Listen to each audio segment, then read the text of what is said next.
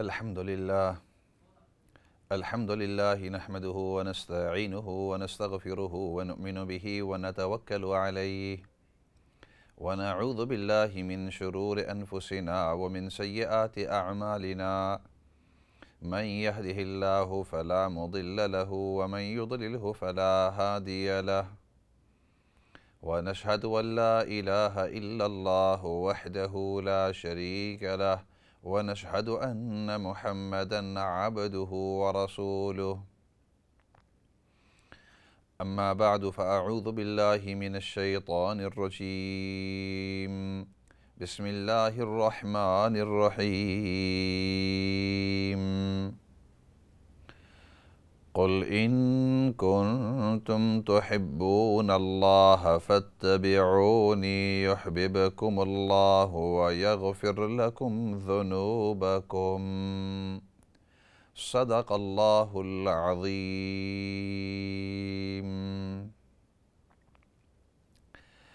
محترم و مکرم ناظرین سامعین، السلام علیکم ورحمۃ اللہ وبرکاتہ۔ آپ کے سامنے مخاطب مولانا فضل داد آپ سے گزارش کر رہا ہوں، اور یہ ہمارا پروگرام ہر سوموار کے دن اور اسی طرح منگل کے دن شام کو ہوا کرتا ہے۔ اس میں ابتدا میں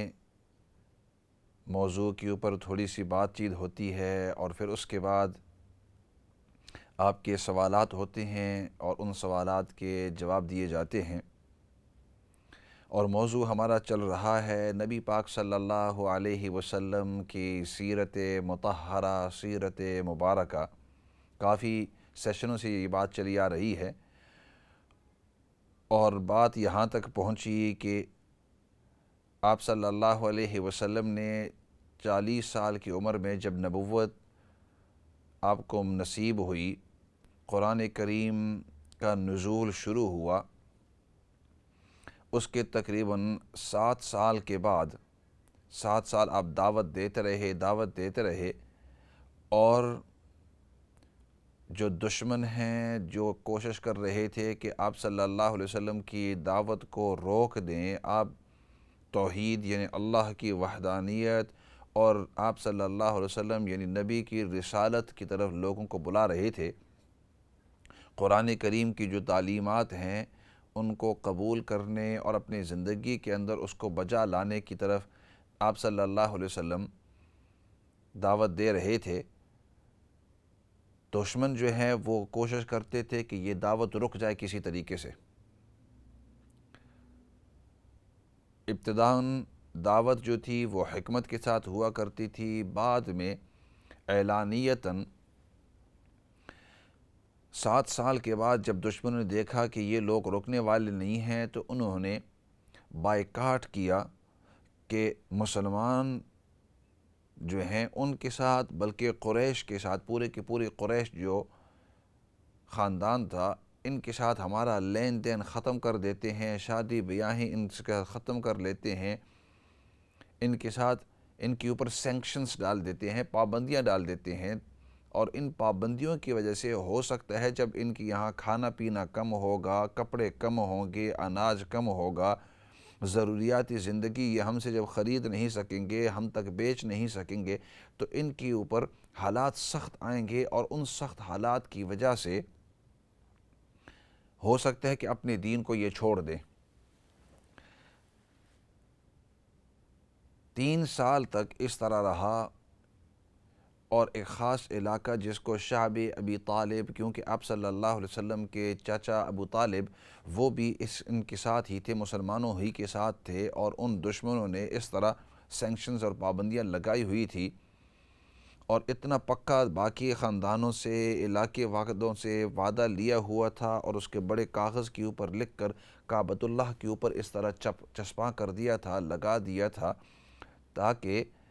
وہاں سے جو بھی گزرے اس کو دیکھتے ہی اس کو پتہ چل جائے کہ ہمارا اس طرح پکا وعدہ ہے، اور اس پکے وعدے کے اوپر ہمیں عمل ہی کرنا ہے، کسی صورت کے اندر اس وعدے سے ہم ہٹ نہیں سکتے۔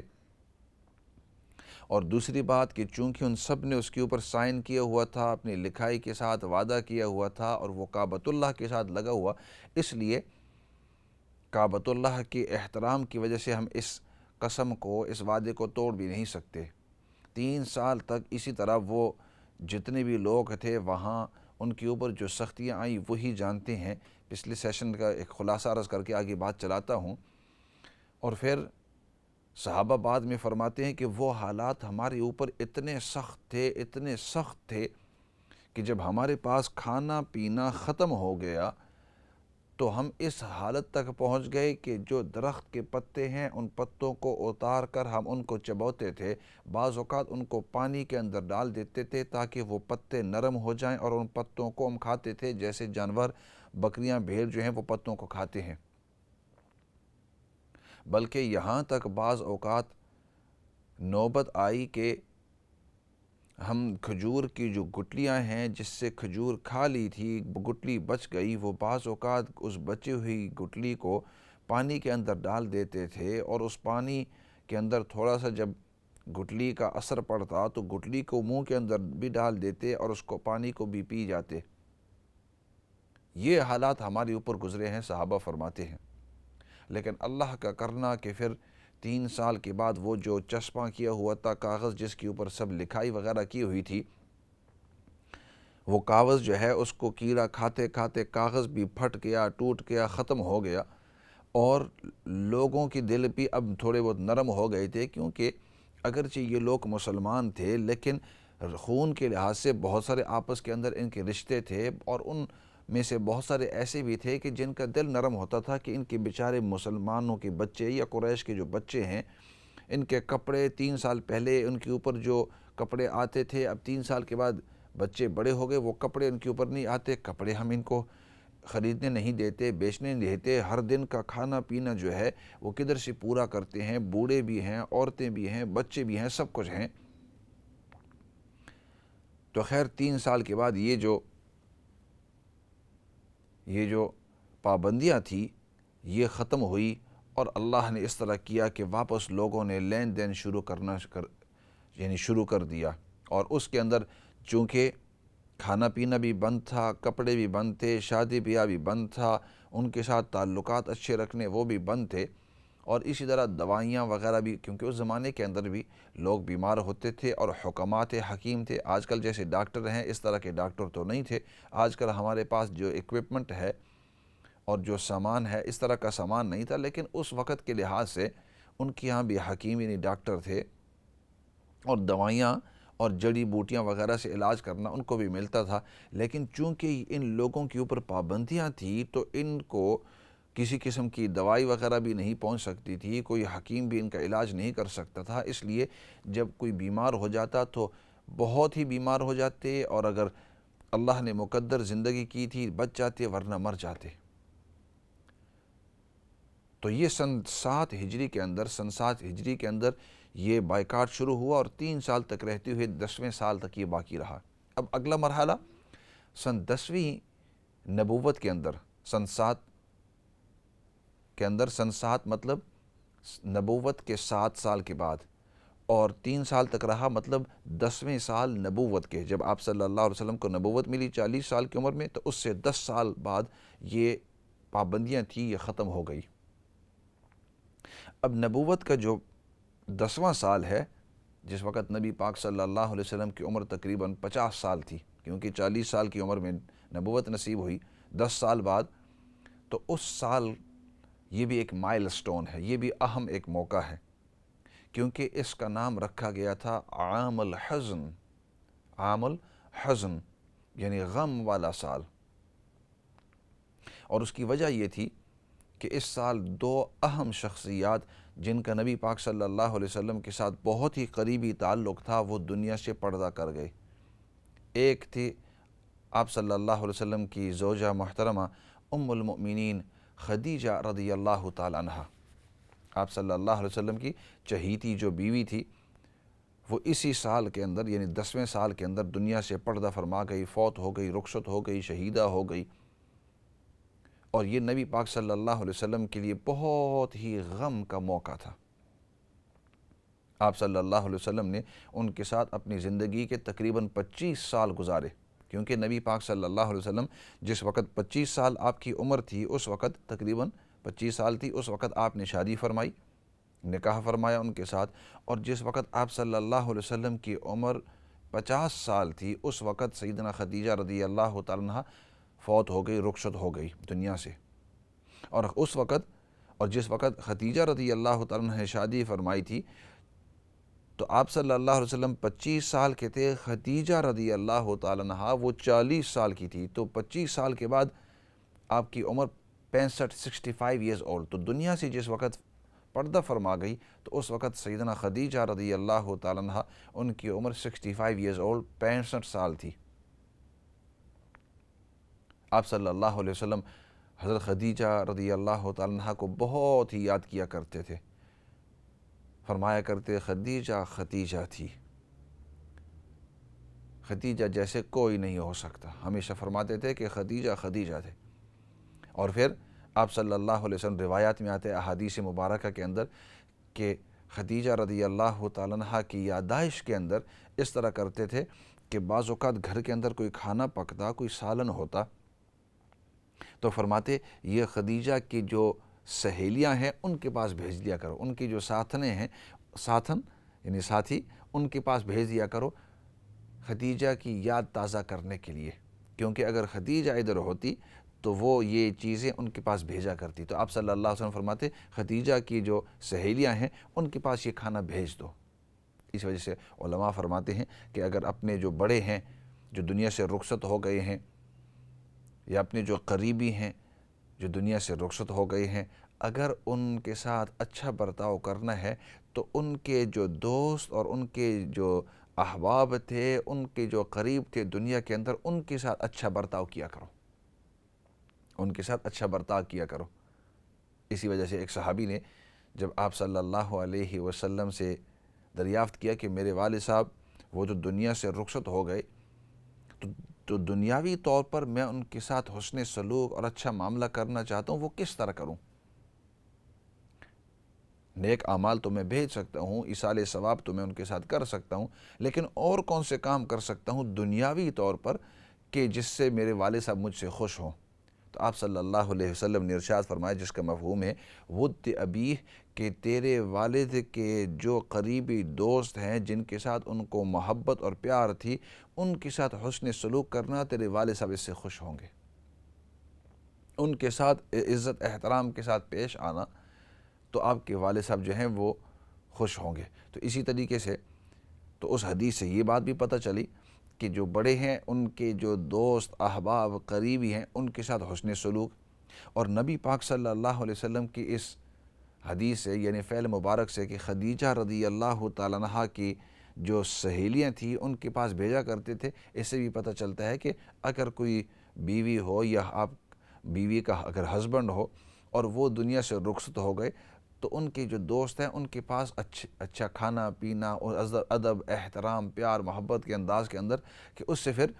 جو ہمارے جو قریبی ہیں وہ بھی اس سے خوش ہوتے ہیں۔ تو خیر واپس آ رہا تھا اصل موضوع کے اوپر کہ نبی پاک صلی اللہ علیہ وسلم سیدنا خدیجہ رضی اللہ تعالیٰ عنہ کے اس رخصتی کے اوپر بڑے ہی غمگین ہوئے، اور کیونکہ آپ صلی اللہ علیہ وسلم کی یعنی ایک بیٹے سیدنا ابراہیم کے علاوہ باقی جتنے بھی اولاد وہ سب کے سب سیدنا خدیجہ رضی اللہ تعالیٰ عنہ سے ہوئی۔ اور ہمیں پتہ ہے کہ آپ صلی اللہ علیہ وسلم کے تینوں بیٹے قاسم، عبداللہ اور تیسرے طیب اور طاہر، علماء فرماتے ہیں یہ دو الگ تھے، بعض علماء فرماتے ہیں وہ ایک ہی تھے، ان کا دو الگ نام تھے۔ تو یہ تین بیٹے، لیکن بچپن ہی کے اندر وہ تینوں جو ہیں وہ دنیا سے پردہ فرما کے رخصت ہو گئے، اور چار بیٹیاں سیدنا زینب رضی اللہ تعالیٰ عنہ، سیدنا ام کلثوم رضی اللہ تعالیٰ عنہ، سیدنا رقیہ رضی اللہ تعالیٰ عنہ اور سیدنا فاطمہ رضی اللہ تعالیٰ عنہ، یہ چار بیٹیاں تھیں آپ صلی اللہ علیہ وسلم کی حضرت خدیجہ رضی اللہ تعالیٰ عنہ سے۔ تو اس 10ویں سال کے اندر سیدنا خدیجہ رضی اللہ تعالیٰ عنہ دنیا سے رخصت ہو گئی۔ دوسرا بڑا غم جو اسی 10ویں سال کے اندر فرمایا وہ آپ کے چچا جو ہیں ابو طالب وہ اس دنیا کے اندر سے رخصت ہو گئے تھے. پوری زندگی آپ کے ساتھ رہے اب تک. آپ صلی اللہ علیہ وسلم اب 50 سال کی عمر، اور ابو طالب جو ہیں جس وقت انہوں نے سرپرستی لی تھی اس وقت آپ صلی اللہ علیہ وسلم کی عمر تقریباً 8 سال کی تھی. 6 سال کی عمر میں آپ صلی اللہ علیہ وسلم کے والد صاحب رخصت ہو گئے، تو آپ کی دادا جان نے آپ کی سرپرستی کی. جب آپ صلی اللہ علیہ وسلم 8 سال کی عمر کو پہنچے، دادا جان بھی دنیا سے رخصت ہو گئے، تو آپ کی سرپرستی پھر ابو طالب نے لے لی اپنے ذمے. اور ابو طالب 8 سال کی عمر سے اب تک 50 سال جس وقت آپ صلی اللہ علیہ وسلم کی عمر ہوئی، یہ 42 ایئرز نبی پاک صلی اللہ علیہ وسلم کے ساتھ ہمیشہ اکٹھے رہے. آپ صلی اللہ علیہ وسلم کا ہمیشہ ساتھ دیا. بچپنے کے اندر بھی، جب آپ صلی اللہ علیہ وسلم جوان تھے اس وقت بھی، شادی کے موقع کے اوپر بھی، نبوت سے پہلے بھی، جس وقت آپ صلی اللہ علیہ وسلم کو نبوت نصیب ہوئی اس وقت بھی قرآن کریم کا نزول ہوتا رہا، اس وقت بھی دین کی دعوت دیتے رہے، اس وقت بھی جب تک کہ ابو طالب زندہ رہے آپ صلی اللہ علیہ وسلم کا انہوں نے ساتھ دیا. حتیٰ کہ جس وقت آپ صلی اللہ علیہ وسلم شعب ابی طالب کے اندر تھے اور مسلمانوں کے اوپر اور قریش کے اوپر سختیاں تھیں، پابندیاں تھیں، تو وہ لوگ جو ہیں دشمن وہ کہہ رہے تھے ابو طالب کیونکہ آپ ہمارے بڑوں میں سے ہیں، آپ ایسے کرو ہمارے ساتھ مل جاؤ، بھتیجوں کو چھوڑ دو، آپ کے اوپر پھر سختیاں اتنی نہیں ہوں گی، آپ جو مرضی ہے کھانا کھائیں گے پئیں گے، ہم آپ کے خرید و فروخت کریں گے، ہم آپ کی بڑی عزت کریں گے. لیکن ابو طالب کہنے لگے کہ نہیں، کھانا اگر مجھے نہ ملے، پینا اگر مجھے نہ ملے، کپڑے مجھے نہ ملے، دوائیاں مجھے نہ ملے، حالات سخت آئیں میرے اوپر اور بھوک مجھے سخت لگے، بیماری میرے اوپر آئے، لیکن میں اپنے بھتیجے محمد صلی اللہ علیہ وسلم کا ساتھ کبھی چھوڑ نہیں سکتا ہوں، ان کا ہمیشہ ساتھ دوں گا. اور جب تک کہ زندہ رہے آپ صلی اللہ علیہ وسلم کا ساتھ دیتے رہے. تو یہ دو اہم جو کام ہیں، یہ جو دو اہم ایونٹس ہیں، یہ اس 10ویں سال کے اندر واقع ہوئے. ان ایونٹس کے بعد جو ہے پھر جو اہم واقعہ طائف کا وہ واقع ہوا. طائف مکہ سے تقریباً 100 کلومیٹر کے فاصلے کے اوپر ایک بڑا ہی شہر ہے. ایسے کرتے ہیں کچھ ساتھی لائنز کے اوپر ہیں، ان کی کالز لے لیتے ہیں اور پھر جو طائف کا واقعہ ہے اس کا ذکر کریں گے انشاءاللہ. تو لائن کی طرف جاتے ہیں اور دیکھتے ہیں کہ ان کا سوال کیا ہے اور پھر انشاءاللہ واپس اسی موضوع کی طرف آئیں گے. السلام علیکم ورحمۃ اللہ وبرکاتہ. وعلیکم السلام. Quick question. G My kids in school, they've got a Santa's grotto that obviously they want to go to, where they meet the Santa and then obviously they sit in his lap and stuff. But I wanted to make sure if it's, if you get gone out for it or not, because if you do, obviously I don't want to send my children like that. So just a quick sort of answer to that. Okay, no problem, inshallah. I will answer that, inshallah. Right, thank you so much. You're most welcome. A good question, and it's relevant as well. That's why I'll answer it straight away. اچھا سوال ہے اور relevant بھی ہے کیونکہ آج کل بچے اسکولوں کے اندر ہوتے ہیں اور ان کا اس طرح کا واسطہ پڑتا ہے، تو اس لیے پہلے اس سوال کا جواب دے دیتا ہوں، پھر واپس آئیں گے طائف والے واقعے کے اوپر. کہ I'll answer it in English and then I'll translate it briefly in Urdu as well. Santa, initially it was brought up, there's a whole history about it, inshallah. If I'd get time and longer time I will explain. He was called Saint Nicholas, and saint in Christianity they have many saints, that means buzurg jisko hum kehte hain ya peer ya neek aadmi, saint. So Saint Nicholas, and from there it was abbreviated to Santas, Saint Nicholas or Santa. And what they believe is this, well, some of them believe really, that this person with a huge white beard, and he's got these red clothes, and he's got these reindeers, and they go around houses and they give presents to children. And the red color itself, it has no significance. It was because of a certain company, a drinks company, and because of that it was adopted. But coming back to the point that are we allowed to have this, that Santa, this person dresses up as though he's the Saint Nicholas, the Santa Claus, and he comes around with some gifts, and the gifts are normally the teachers between themselves in schools. Usually it happens in primary schools, because the secondary schools, they don't believe in these things because they grow out of it, but usually it's for the younger children. And somebody will dress up with the clothes, and he will have a nice large beard and a big hat on, and he'll come along and he'll be gifting out presents, etc. Is there anything wrong with it? No, there isn't, because it doesn't have any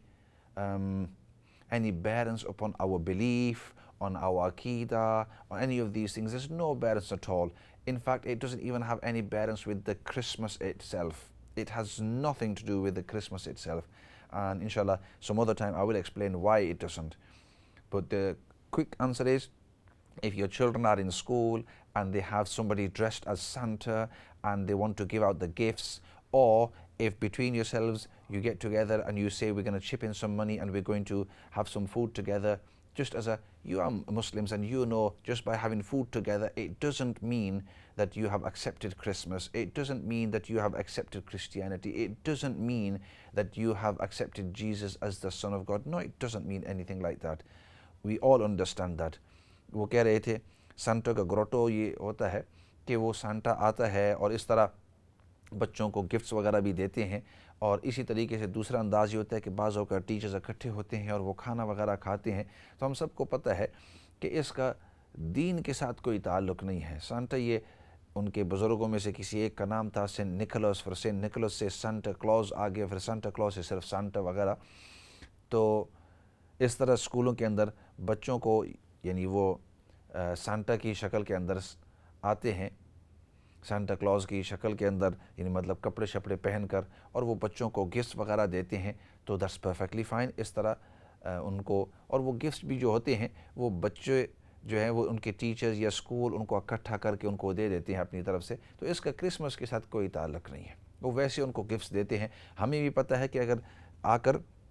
इस तरह का मामला किया तो हमने उनके Christian के जो बिलीव्स हैं हमने उसको एक्सेप्ट नहीं किया है। हमें भी पता है कि ईसा अलैहिस्सलातु वस्सलाम अल्लाह के नबी हैं और अल्लाह के मोहतरम बंदे हैं, और इसी तरह उन क्रिश्चियंस के बिलीफ को किसी तरीके से इस तरह एक्सेप्ट नहीं करते। इस तरह अगर किसी क्रिश्चियन ने देखा कि आप सब इकट्ठे होकर खाना खा रहे हैं और सब उस दिन मना रहे हैं कि चलो हम अब इकट्ठा खाएंगे, आपके इकट्ठा बैठकर खाने से ये मतलब नहीं कि आप क्रिसमस को सेलिब्रेट करते हैं।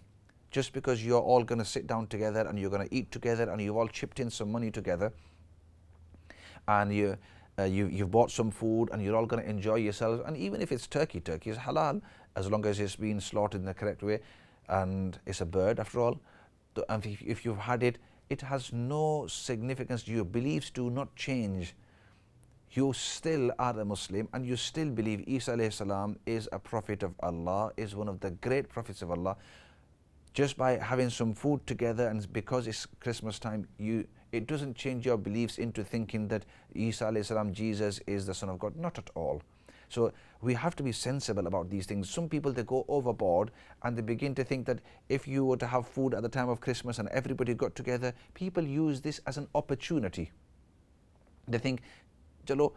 everybody's celebrating, what we'll do is we'll get together and we'll have some food together, or we'll get the kids together and we'll give them some presents, or we'll do, so these sort of things,